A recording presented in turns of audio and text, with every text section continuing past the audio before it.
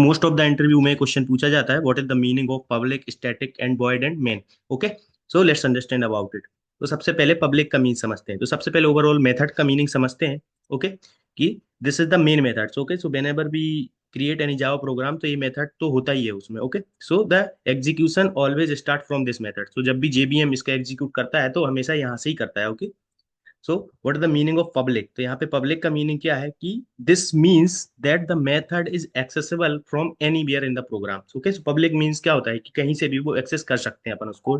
Okay, and it must be a public so that the Java virtual machine can call this method from outside the class. Okay, तो जब भी JVM इसको call कर सके easily. Okay, okay, that's why it's public, अपन इसको करते हैं। And what is the meaning of static? Okay, so this the method static meaning it belong to the class.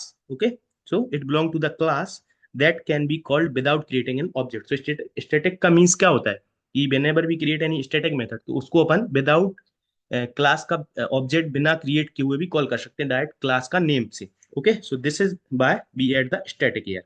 And what is the meaning of void? Void is indicate कि this method will return nothing. Okay, so ये method कुछ भी return नहीं करेगा. This is the meaning of void.